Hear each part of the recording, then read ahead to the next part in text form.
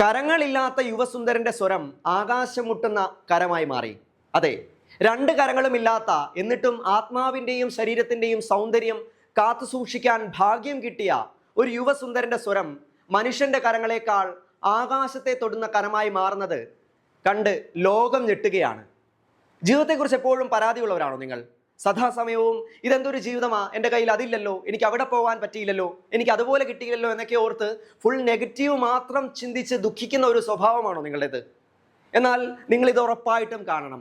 ഒരു കന്യാസ്ത്രീ, LSDP സിസ്റ്ററാണ്, sister Litty sister ഒരു മകൻ്റെ അമ്മയായപ്പോൾ, വിശപ്പടക്കാൻ കടിപിടി കൂടുന്ന നായ്ക്കൾക്കിടയിൽ നിന്ന് ആ മകന് ജന്മം നൽകിയപ്പോൾ, ഒരു പുതുജീവൻ പകർന്നപ്പോൾ അവൻ പിറന്നു വീണത് അത്രയ്ക്കും സുരക്ഷിതമായ കരങ്ങളിലേക്കായിരുന്നു. ഈ മകൻ്റെ പേരെന്താണെന്ന് എനിക്കറിയില്ല, മറ്റു ഡീറ്റെയിൽസും അറിയില്ല. പക്ഷേ അവൻ പറയുന്നത് അവൻ്റെ ജീവിതാനുഭവത്തിൽ നിന്നാണ്. ആ അനുഭവങ്ങളിൽ അവൻ്റെ അമ്മയുണ്ട്, അവൻ്റെ ദൈവമുണ്ട്, മുന്നോട്ട് നയിക്കുന്ന അവൻ്റെ പ്രതീക്ഷകളുണ്ട്. അവനെ കേൾക്കുന്നവരിലേക്ക് പകരാൻ ആ പ്രതീക്ഷകളുടെ ഒരു കൂമ്പാരം തന്നെയുണ്ട്. ബഹുമാനപ്പെട്ട വൈദികരെ, പോരുക്കര കോളേജിലെ അധ്യാപകരെ, പോരുക്കര കോളേജിൽ നിന്നും പടിയിറങ്ങുന്ന വിദ്യാർത്ഥി സുഹൃത്തുക്കളെ, മാതാപിതാക്കളെ, സഹോദരി സഹോദരന്മാരെ, നിങ്ങൾക്ക് കൈകളുണ്ട്, എന്നാൽ എനിക്ക് കൈകളില്ല. നിങ്ങൾക്ക് കാലുകളുണ്ട്, എന്നാൽ എനിക്ക് കാലുകളില്ല. നിങ്ങൾക്ക് അപ്പനുണ്ട്, അമ്മയുണ്ട്, എന്നാൽ എനിക്ക് അപ്പനും അമ്മയും ഇല്ല. ഒരുപക്ഷെ വല്ല നായ്ക്കളോ മറ്റു മൃഗങ്ങളോ ഒരു നേരത്തെ ഭക്ഷണത്തിനായി എന്നെ ഭക്ഷിച്ചേനെ. പക്ഷേ ദൈവം എന്നെ കൈവിട്ടില്ല. ദൈവത്തിന്റെ മാലാഖമാരായ സിസ്റ്റേഴ്സ് എന്നെ ഏറ്റെടുത്ത് സംരക്ഷിച്ചു.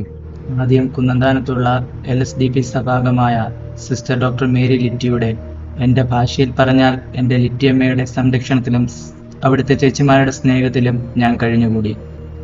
ഇപ്പോൾ തള്ളകത്തുള്ള അമ്മ വീട്ടിൽ ബഹുമാനപ്പെട്ട സെബാസ്റ്റ്യന്റെ സംരക്ഷണത്തിൽ കഴിഞ്ഞുകൂടുന്നു.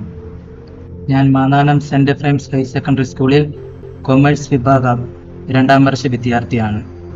ഈ കലാലയത്തിൽ നിന്നും പടിയിറങ്ങുന്ന ചേച്ചിമാരോടും ചേട്ടന്മാരോടും എനിക്ക് പറയാനുള്ളത്, ജീവിതത്തിൽ നാം നേരിടേണ്ട 4 സത്യങ്ങളെക്കുറിച്ചാണ്. ദൈവം നമ്മുടെ എല്ലാവരുടെയും തലയിൽ ഒരു വര വരച്ചിട്ടുണ്ട്. അതനുസരിച്ച് നമ്മുടെ ജീവിതം മുൻപോട്ട് പോകും.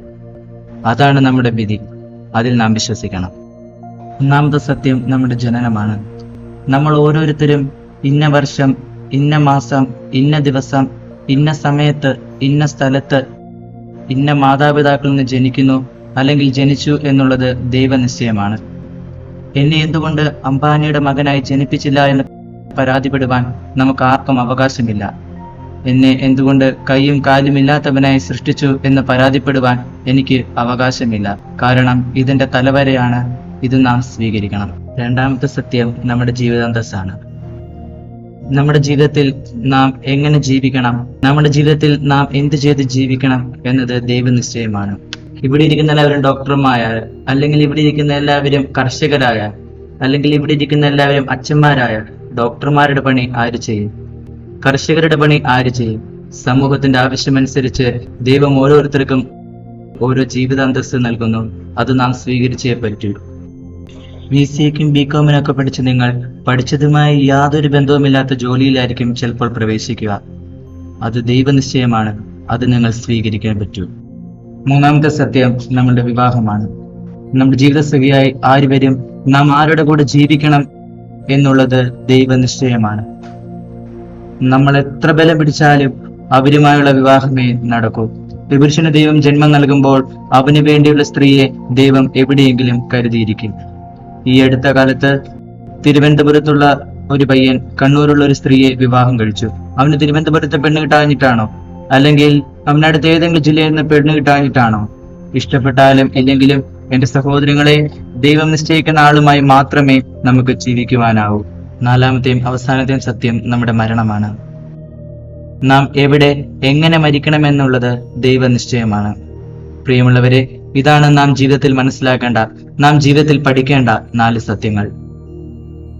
ദൈവനിശ്ചയം പോലെ എല്ലാം നടക്കട്ടെ എന്ന് പറഞ്ഞ് വെറുതെ കുത്തിയിരിക്കുവാൻ നമുക്ക് അവകാശമില്ല. നമ്മുടെ കഴിവുകളും നമ്മുടെ ജീവിത സാഹചര്യങ്ങളും വളർത്തി നമ്മുടെ ജീവിതത്തെ മുൻപോട്ട് കൊണ്ടുപോകുമ്പോൾ ദൈവം തമ്പുരാൻ തന്റെ പദ്ധതി അനുസരിച്ച് നമ്മുടെ ജീവിതത്തെ നിയന്ത്രിച്ചുകൊള്ളും. നിങ്ങളെല്ലാവരും ഒത്തിരി സ്വപ്നങ്ങൾ കാണുന്നവരാകണം. നിങ്ങളുടെ ജീവിതത്തിൽ നിങ്ങൾക്ക് ഒരാളെ സഹായിക്കാൻ പറ്റുന്നുണ്ടെങ്കിൽ ഈ പ്രപഞ്ചം മുഴുവൻ നിങ്ങളുടെ സ്വപ്നം, നിങ്ങളുടെ ലക്ഷ്യം സാക്ഷാത്കരിക്കുവാൻ നിങ്ങൾക്ക് വേണ്ടി പണിപ്പെടുമെന്ന് പൗലോ കൊയ്ലോ പറയുന്നുണ്ട്. ഈ കുട്ടനാട്ടിൽ നിന്ന് സ്വപ്നങ്ങൾ കണ്ട് പ്രസിദ്ധനായ ആളാണ് നിങ്ങളുടെ നാട്ടുകാരൻ വിശുദ്ധ ചാവറയച്ചൻ. ഈ കോളേജിന്റെ പേരുകാരനായ പോരുക്കര തോമാച്ചൻ ഈ ചമ്പക്കുളംകാരനാണ്. പ്രസിദ്ധ സാഹിത്യകാരൻ തകഴി ശിവശങ്കരപിള്ള ഈ UP സ്കൂളിൽ പഠിച്ചിട്ടുണ്ട്.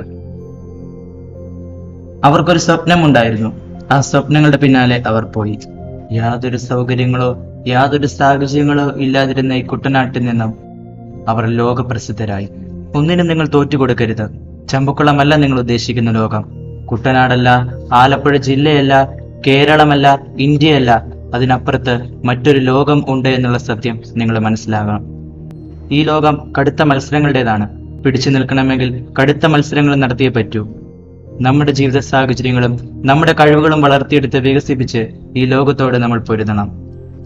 എന്നെ കൊണ്ടൊന്നിനും കൊള്ളില്ല, എന്നെ കാണാൻ കൊള്ളില്ല തുടങ്ങിയ ചിന്തകൾ പ്രിയമുള്ളവരെ നിങ്ങൾ ജീവിതത്തിൽ വെച്ചു പുലർത്തരുത്. അത്തരം ചിന്തകൾ ഞാൻ വെച്ചു പുലർത്തിയിരുന്നെങ്കിൽ ഒരുപക്ഷെ ഇന്ന് ഞാൻ ഈ ലോകത്ത് ഉണ്ടാവുമായിരുന്നില്ല. എനിക്കെല്ലാം സാധ്യമാണെന്ന ചിന്തയോടെ ജീവിതത്തെ മുൻപോട്ട് കൊണ്ടുപോവുക. നെഗറ്റീവായിട്ടുള്ള ഒരു ചിന്തയും നിങ്ങളുടെ ജീവിതത്തിൽ ഉണ്ടാവരുത്. ഇതൊന്നും ശരിയല്ല, എന്നെ കൊണ്ടൊന്നും ആവില്ല, ഈ ലോകം ശരിയല്ല, എന്റെ മാതാപിതാക്കൾ ശരിയല്ല, എന്റെ സഹോദരങ്ങൾ ശരിയല്ല തുടങ്ങിയ ചിന്തകൾ പാടെ ജീവിതത്തിൽ നിന്ന് മാറ്റി ശുഭാപ്തി വിശ്വാസത്തിൽ ജീവിക്കുവാൻ പഠിക്കുക. നിങ്ങളുടെ ഒരു സഹോദരന്, സഹോദരിക്ക് അല്ലെങ്കിൽ ആർക്കുമാവട്ടെ നിങ്ങൾ ഒരു ഉപകാരം ചെയ്യാൻ, ഒരു സഹായം, ഒരു നന്മയെങ്കിലും ചെയ്യാതെ മുൻപോട്ട് പോകരുത്. നിങ്ങളുടെ ഒരു പ്രോത്സാഹനത്തിന്റെ ഒരു വാക്ക്, ഒരു പുഞ്ചിരി, ഒരു തലോടൽ, സാരമില്ല ഞാൻ നിന്റെ കൂടെയുണ്ട് എന്നൊരു വാക്ക്, ഇങ്ങനെ എന്തെങ്കിലും ഒരു സഹായം, ഒരു നന്മയെങ്കിലും ചെയ്താൽ നിങ്ങളുടെ ജീവിതം ധന്യമാകും. വിശുദ്ധ ചാവറയച്ചൻ പറയുന്നത് പോലെ നിന്റെ ഒരു ദിവസത്തിൽ ഒരു നന്മ, ഒരു സഹായമെങ്കിലും നീ ചെയ്യുന്നില്ലെങ്കിൽ നിനക്ക് അത്താഴം കഴിക്കുവാൻ അനുവാദമില്ല. മറ്റുള്ളവരുടെ സഹായങ്ങളും മറ്റുള്ളവരുടെ നന്മകളും കൊണ്ടുമാണ് ഞാൻ ജീവിക്കുന്നത്. എന്നെ എന്തിനെങ്ങനെ സൃഷ്ടിച്ചു ദൈവമേ എന്ന് പല നിമിഷങ്ങളിലും ദൈവത്തോട് ചോദിച്ചിട്ടുണ്ട്. എന്നെ സൃഷ്ടിച്ചപ്പോൾ എന്തോ മാനുഫാക്ചറിങ് ഡിഫക്റ്റ് പറ്റി. പക്ഷെ ഞാൻ അതിനെ അംഗീകരിക്കുകയാണ്. കാരണം ഇന്നെന്നെ സഹായിക്കുവാൻ, ഇന്നെന്നെ തീറ്റിപ്പോറ്റുവാൻ, ഇന്നെന്നെ വളർത്തുവാൻ ആ ദൈവം എനിക്ക് എത്രയോ പേരെ തന്നിരിക്കുന്നു. സാഹചര്യങ്ങളിൽ നിരാശപ്പെടാതെ ജീവിതം മുൻപോട്ട് കൊണ്ടുപോവുക. നമ്മളെ സൃഷ്ടിച്ച് നമുക്ക് ജീവൻ നൽകിയ നമ്മുടെ ദൈവം തമ്പുരാനോട് നമ്മൾ ജീവിക്കാൻ പഠിക്കുക. നിങ്ങളെ വളർത്തി വലുതാക്കിയ നിങ്ങളുടെ മാതാപിതാക്കളെ നിങ്ങൾ ഒരിക്കലും വിഷമിപ്പിക്കരുത്. നിങ്ങളുടെ ജീവിതം മറ്റുള്ളവരുടെ ജീവിതമായി കമ്പയർ ചെയ്യാതിരിക്കുക. നിങ്ങളുടെ ജീവിതം, നിങ്ങളുടെ കഴിവുകൾ, നിങ്ങളുടെ ജീവിത സാഹചര്യം അവയിൽ കാലൂന്നി ജീവിതത്തെ മുൻപോട്ട് കൊണ്ടുപോകുവാനാണ് ദൈവം ആഗ്രഹിക്കുന്നത്. കൂടിയിരിക്കുന്ന എല്ലാവരുടെയും പേരിൽ എൻ്റെ ചേട്ടന്മാരോടും ചേച്ചിമാർക്കും 100 മേനി വിജയം ആശംസിക്കുന്നു, പ്രാർത്ഥിക്കുന്നു. നിങ്ങളെ കാണുവാനും നിങ്ങളോട് സംസാരിക്കുവാനും എനിക്ക് അവസരം തന്ന, എന്നെ ക്ഷണിച്ച പ്രിൻസിപ്പൽ ബഹുമാനപ്പെട്ട ജോസി അച്ഛനോടും എൻ്റെ ഹൃദയം നിറഞ്ഞ നന്ദി അറിയിക്കുന്നു. ദൈവം എല്ലാവരെയും സമൃദ്ധമായി അനുഗ്രഹിക്കട്ടെ. Love you to all. Thank you. ഈ അനിയൻ പറഞ്ഞതിൽ ഒന്നും കൂട്ടിച്ചേർക്കാനില്ല. അവൻ പറഞ്ഞത് അവൻ്റെ ജീവിതത്തിൽ നിന്നുകൊണ്ടാണ്. അവൻ തോൽക്കാൻ തയ്യാറാകാത്തത് കൊണ്ടാണ് നമ്മളെല്ലാവരും അവനെ കേട്ടിരുന്നത്. നിങ്ങളുടെ ഉള്ളിൽ ഇപ്പോൾ ഉണ്ടായ വികാരം സഹതാപമാണോ? അല്ല. തീർച്ചയായും ബുദ്ധിമുട്ട് അനുഭവിക്കുന്നവരെ സഹായിക്കുക തന്നെ വേണം.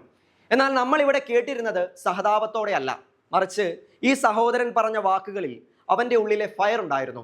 തോറ്റുകൊടുക്കാതെ പൊരുതുന്ന ആ കരുളുറപ്പുണ്ടായിരുന്നു. തൻ്റെ ഈ മനോഭാവം, തൻ്റെ ആത്മവിശ്വാസം തന്നെ കേൾക്കുന്നവരിലേക്ക് പകരാനുള്ള വലിയ കൃപയുമുണ്ട് ഈ സഹോദരന്. എന്നെ എത്ര പേർ കേൾക്കുന്നുണ്ടെന്ന് എനിക്കറിയില്ല. പക്ഷേ ഞാൻ നിങ്ങളോടൊരു കാര്യം പറയട്ടെ. ജീവിതത്തിന് മുന്നിൽ തോറ്റുകൊടുക്കരുത്, പരാതി പറയരുത്. കാരണം നമ്മുടെ പരാതി കേൾക്കാൻ എല്ലായ്പ്പോഴും ആളുകൾ താല്പര്യം കാണിക്കണമെന്നില്ല. പക്ഷേ നമ്മൾ നേരായ മാർഗത്തിൽ അവസാന നിമിഷം വരെ പൊരുതണം, പൊരുതി ജയിക്കണം.